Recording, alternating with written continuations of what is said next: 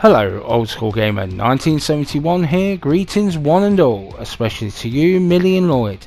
Today my third hour thoughts is on Earth Defense Force 4.1, The Shadow of New Despair. I've been playing this game for around 3 hours, and this is what I think.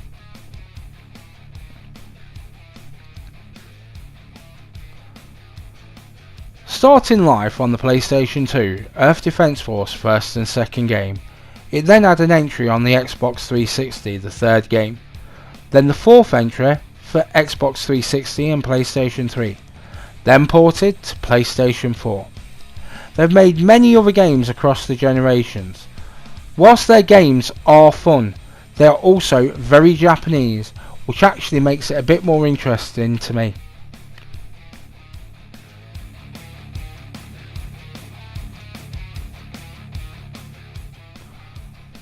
Not for the first time the bugs are on the move.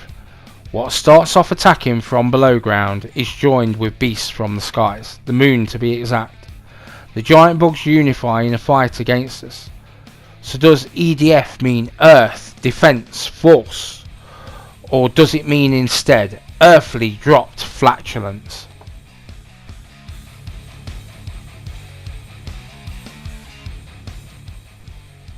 Unfortunately, because this game came out so early on in the PlayStation 4 life cycle, there is no real intro. The first mission, I guess, therefore, is our intro. Human beings are being attacked by giant bugs. You and your troops must defend the civilians against this impending insect attack. It is an interesting concept and quite novel. I cannot remember many games that giant bugs are centric to the plot. Put it this way, I would rather play this than another military good guy versus bad guy shooter. So snaps for originality. Which I do have to admit this is not the first entry. 4.1 should suggest that. But this is the first entry on the PlayStation 4, with I believe one already out and one more on the way. Now might be the right time to get into this series.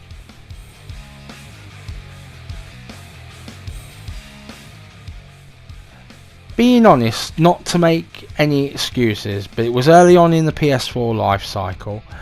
Add to that it's not exactly a AAA release, so it kinda looks like a polished PS3 game, except there's so much going on screen.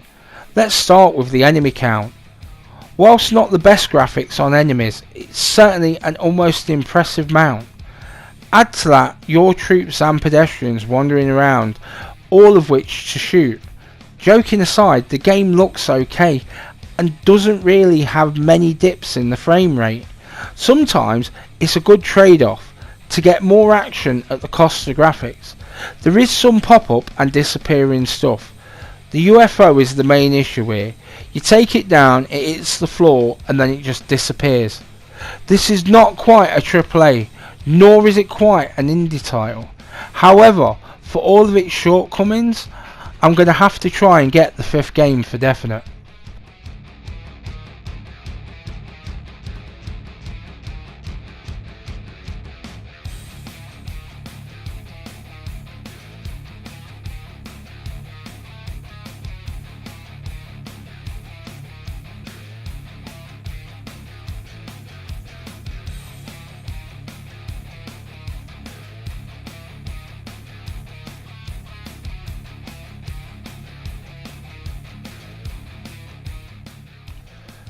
Sound is probably the weakest thing on the game. That's not just me picking holes in the game. The explosions sound loud, but the rest sounds a little disjointed. Gunfire, voiceover and bugs moving. It doesn't feel like it fits the game. But because the mission is shown on the map as the next location to go to, as a suggestion, put on Spotify, get some pumping music for a bug massacre that's on the menu. It's today's special, Bug a la Creme.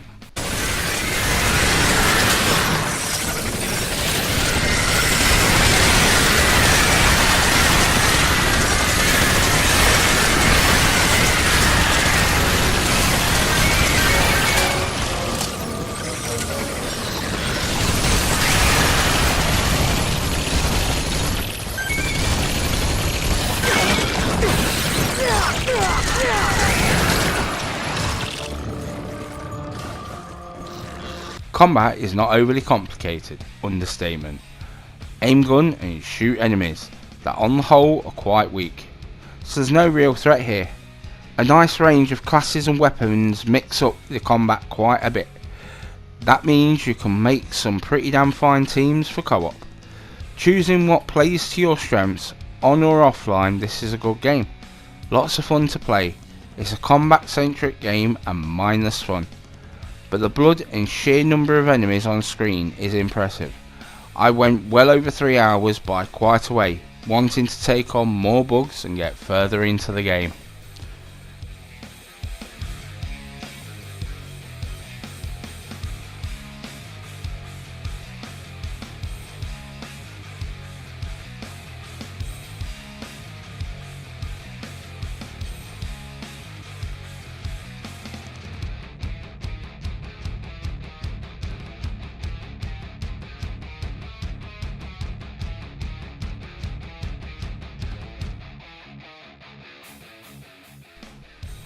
In many respects, the way the game plays reminds me of Dynasty Warriors.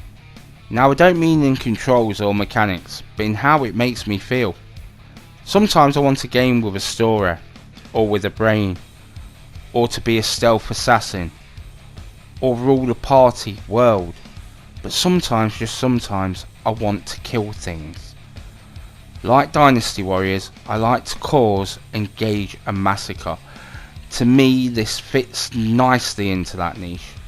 It's hardly a thinking man's game, it's just aim, shoot and insanely grin as the character is drenched in insect blood. This is one not to be taken too seriously, instead one to have fun with.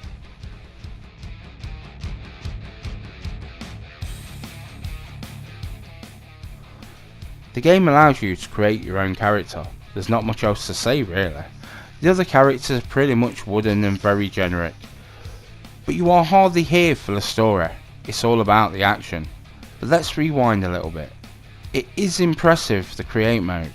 With many classes and loadouts, you can make yourself look however you want to and fulfill different roles on the battlefield.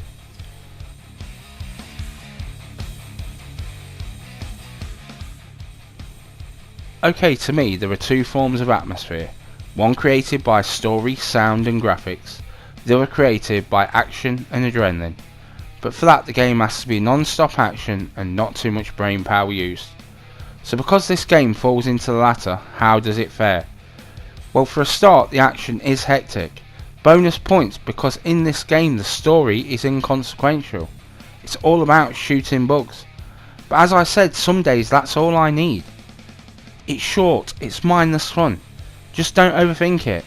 It's not meant to be overanalyzed. After all, it's giant bugs. Just enjoy being drenched in insect blood, bile and giblets. In short, the atmosphere is fine.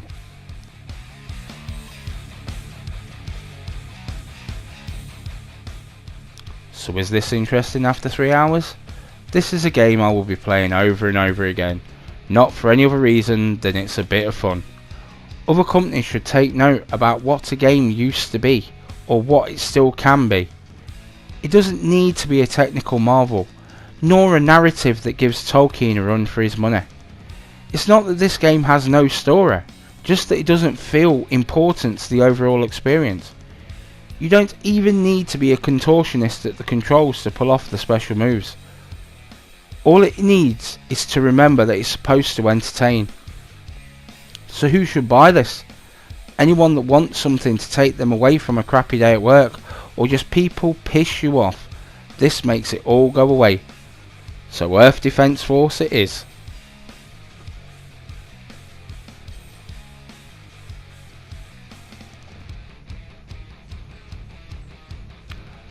So that about wraps it up. I hope you all have a good day. If this has been helpful in any way, comment, share and subscribe, as it helps the channel grow and makes an old man happy. I post new videos every week. Let me know what you think down below. Old School Gamer 1971 signing off.